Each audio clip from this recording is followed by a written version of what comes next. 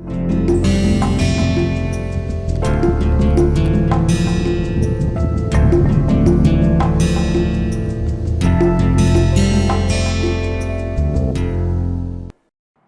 welcome to another module in this massive open online course. So, we are looking at the concept of inner product and its various properties. In particular, we have also looked at the Cauchy-Squartz inequality, alright.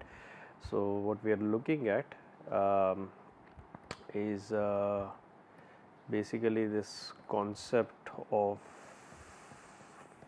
the inner product, the notion of an inner product, and the various properties of the inner product, okay. And in particular, we have looked at the Cauchy-Squartz inequality,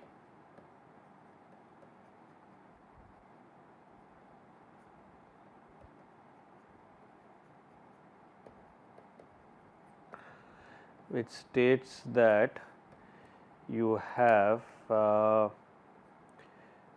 inner product of two vectors u bar comma v bar that is less than or equal to norm u bar times norm of v bar.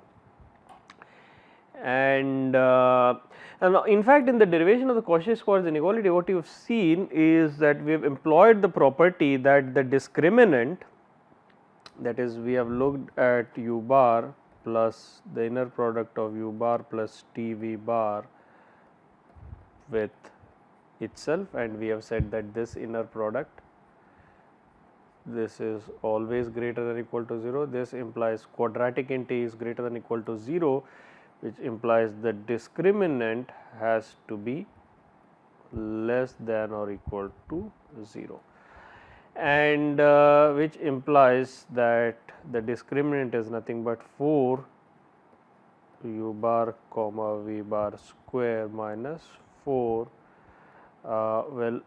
u bar comma u bar times v bar comma v bar, this is less than or equal to 0. In fact, if the discriminant is 0, alright, that is b square minus 4 equal to 4ac equal to 0, this means that the quadratic equation has a unique root, okay. Now, if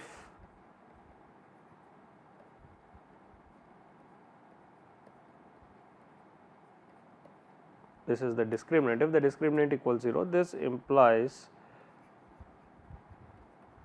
the quadratic equation,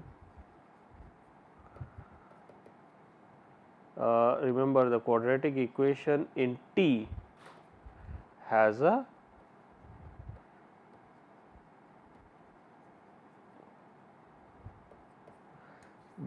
unique root, okay, which implies that at that root you will have, let us call that, let us denote that by, let us say, t tilde, okay. So, at that value of t tilde we will have u bar plus t tilde v bar, u bar plus t tilde v bar, this inner product is 0, alright, at that root, because the quadratic is nothing but the inner product of u bar plus t v bar with itself, okay. So, at that value of t tilde, this inner product vanishes, and we know that the inner product u bar between of any vector with itself vanishes only if the vector is 0. So, this implies that this is possible only if u bar plus t tilde v bar equals 0, which implies u bar equals minus t tilde v bar. For some t tilde, you can denote it as some k constant k times v bar. So, this shows that we have, what this means is we show that b square minus 4ac equals 0. This implies b square equals 4ac, this implies inner product of u bar comma v bar equals, that is u bar comma v bar square equals norm u bar into norm v bar square, or this implies magnitude of u bar comma v bar equals norm u bar into norm V bar only if there exists a k, that is determinant is 0 only if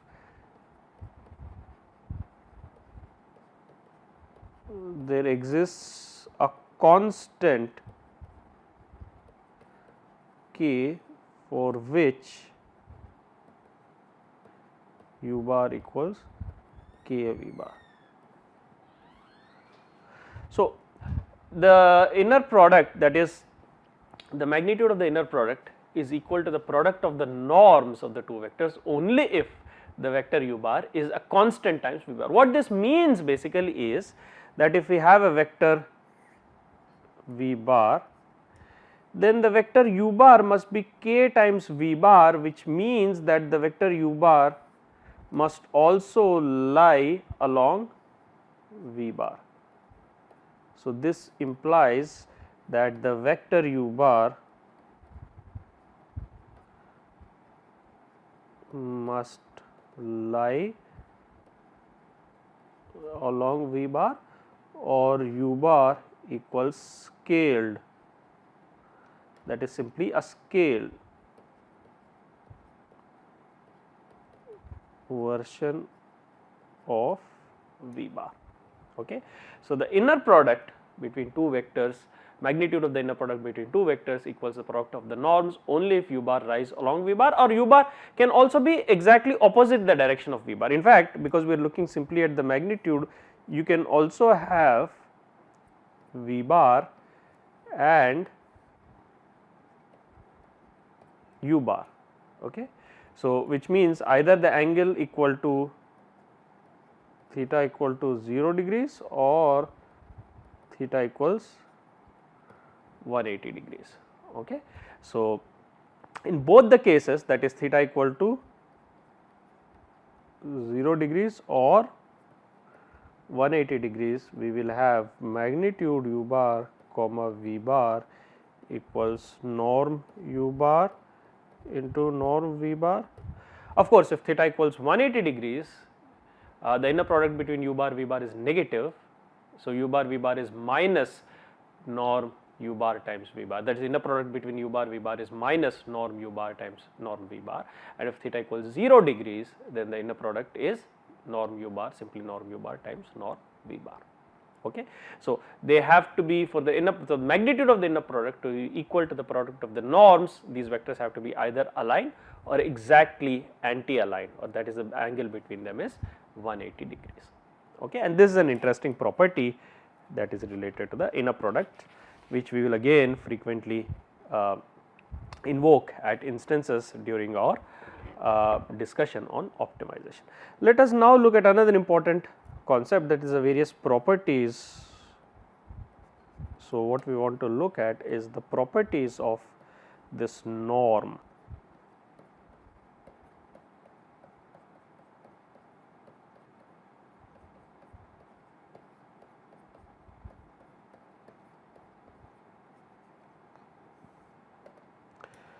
The properties of the norm, and these are as follows. The first property will be that norm v bar is greater than or equal to 0. In fact, norm v bar, this is in fact norm v bar square equals v bar, the product of v bar comma v bar, which is greater than or equal to 0, and norm v bar equals square root of the inner product between v bar and v bar, which is also greater than or equal to 0. In fact, norm v bar equal to 0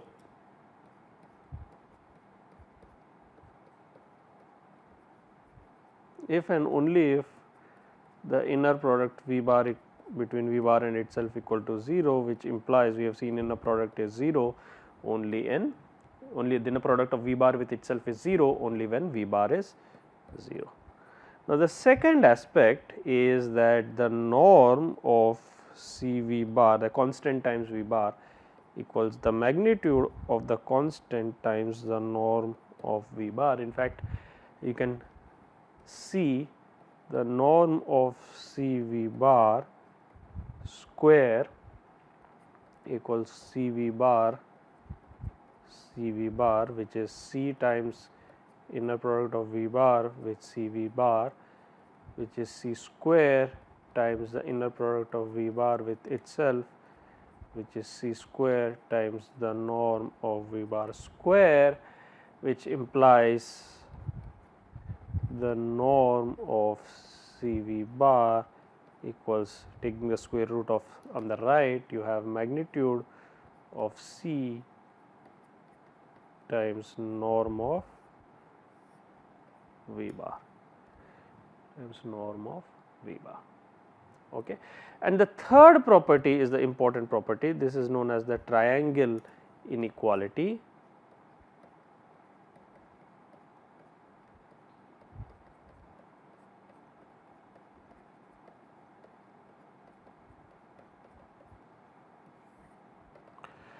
And the triangle inequality, this states that norm U bar plus V bar less than or equal to norm U bar plus norm V bar, and this follows as follows. This can be seen as follows. If you look at norm U bar plus V bar square, that is the inner product of U bar plus V bar with itself,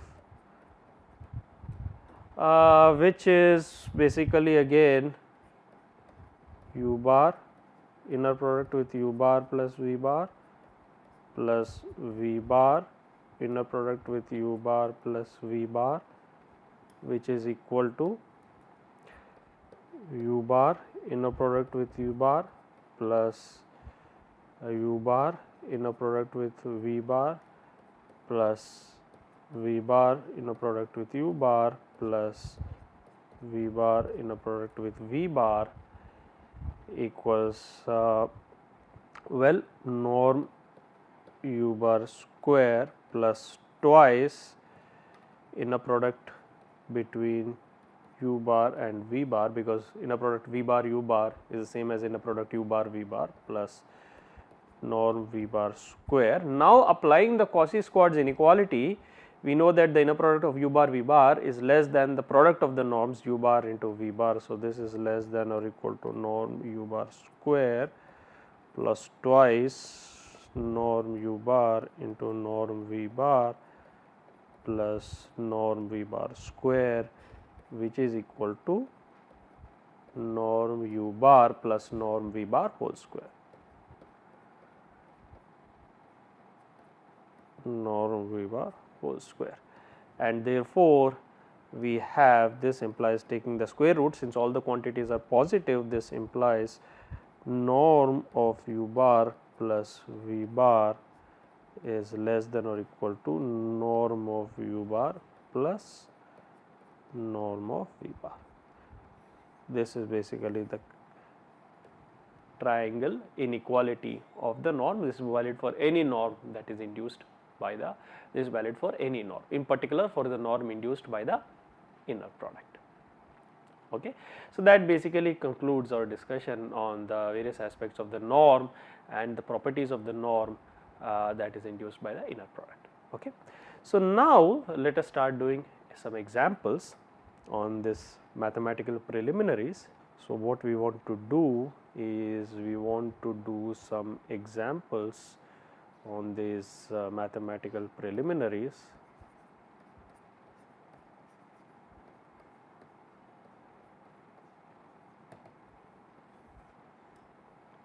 For instance, let us start by considering a simple example. It's an important aspect of matrices that we have not discussed previously, which is the row elimination, that is reduction to the row, what is known as the row echelon form, or simply the echelon form. So, in this example, what we will want to do is the rank of a matrix via Gaussian elimination. So, we have seen the concept of a rank of a matrix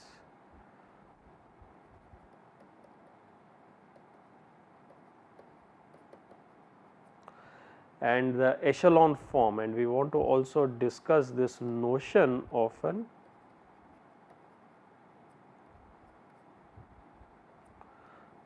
echelon form. So, we have X, let us say we have a 3 cross 3 matrix 2, 4 minus 4, 1 3 2 and 1 4 2. So, what we are going to do is we are going to perform row operations on this. So, what first thing we are going to perform Gaussian elimination.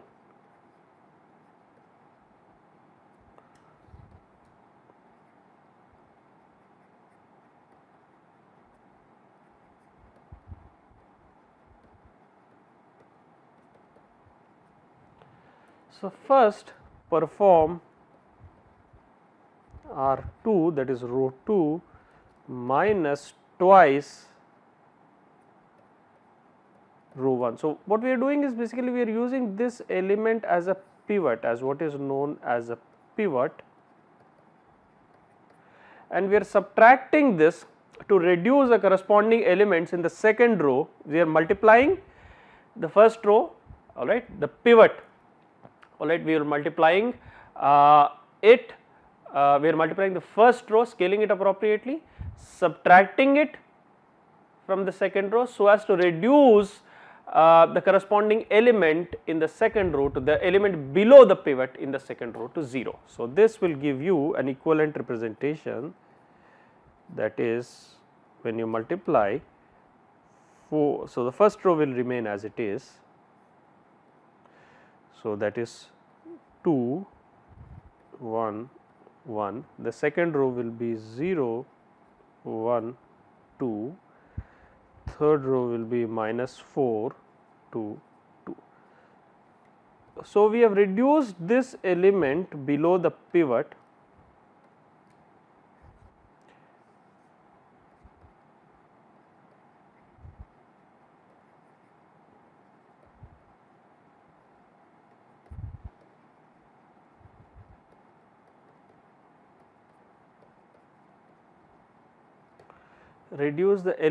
below the pivot to 0. Okay. Now, similarly, you can also reduce this to 0 by performing R3 plus 2 R1. So, we want to perform R3 plus 2 R1, and that will give you X equals, the first row will remain as it is, second row will give sec 0 1 2, and the third row will be minus 4 plus 4, that is 0, 2 plus 2, that is 4, 2 plus 2, that is 4. So, what we have done is we have chosen the pivot and we have reduced all the corresponding entries in each column below the pivot to 0.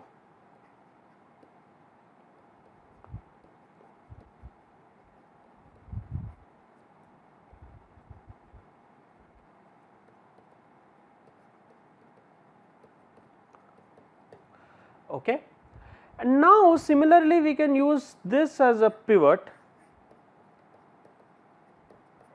and we can again perform R3 minus 4 R1 now, and that equivalently yields the first row is as it is, second row is also as it is, and third will become 0 0 and 4 minus 8, that is minus 4.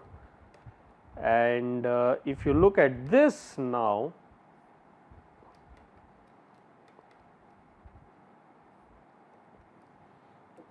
what you will observe is that this is an upper triangular matrix. If you look at this, this is an upper triangular matrix.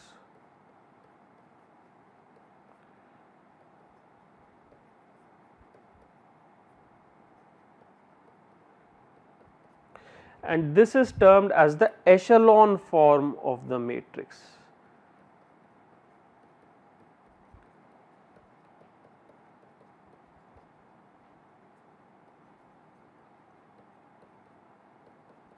This is termed as echelon form of the matrix, and these are the pivots.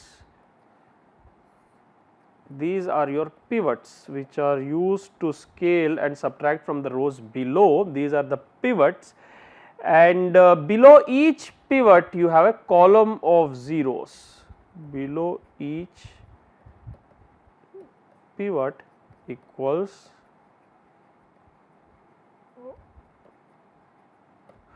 below each pivot you have a column of zeros. And the interesting property here is, if you look at the number of non-zero rows, the number of non-zero, in this case you have 3 non-zero rows,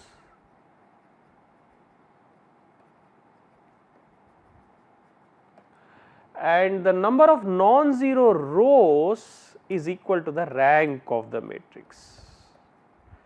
This is an interesting number.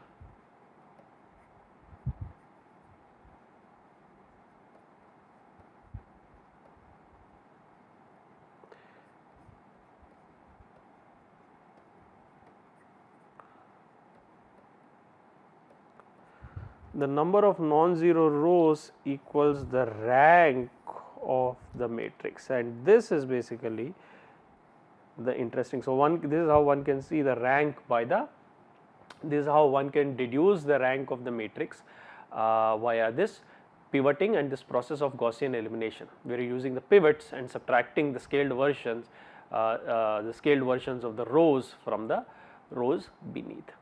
Okay. Let us now consider another matrix, consider another example. Let us consider again a matrix X equals 1 to 1 and 2,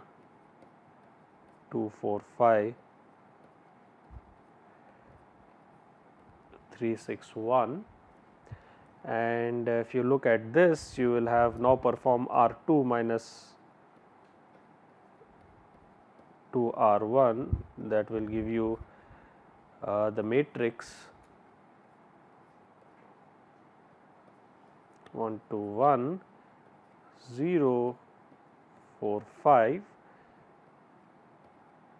3, 6, 1. So, you have this as your pivot. Now, perform R3 minus 3 R1, and that gives you, well, you can see what that gives you. That gives you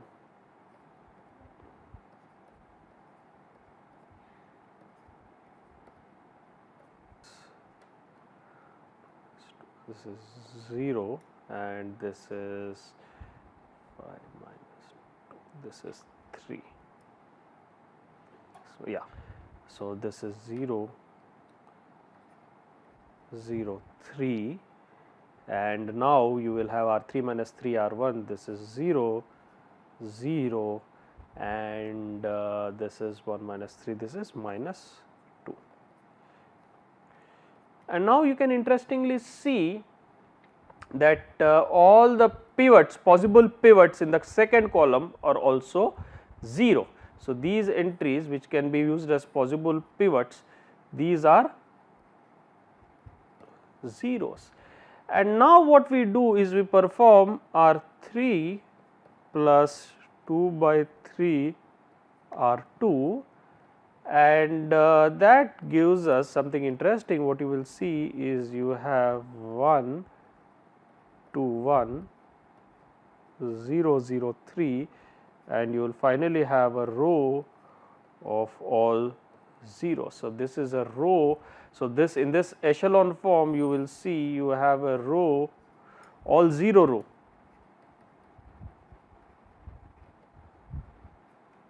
So, this is an all 0 row. So, number of non-zero rows, non-zero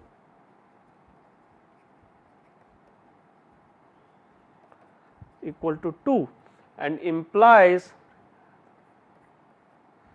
the rank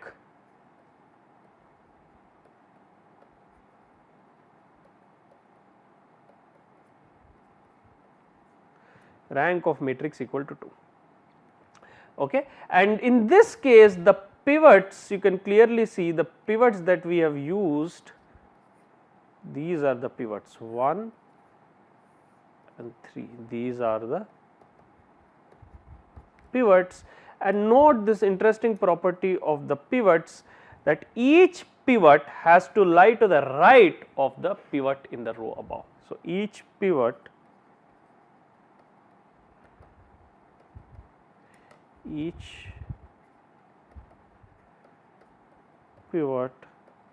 lies to the right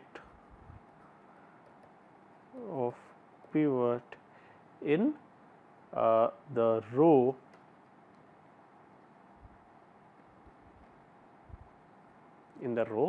above. Okay. And therefore, the rank of the matrix is 2, and this is obtained via Gaussian elimination, obtained via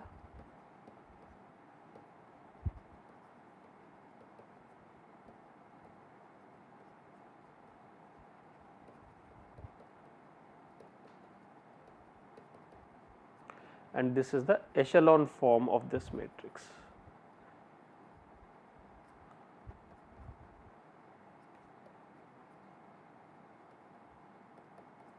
This is the echelon form of this matrix, and this is how the simple procedure of Gaussian elimination using pivoting can be used to determine the rank of the matrix and reduce it to the echelon form. And this is also very helpful, makes it much easier to solve a system of linear equations.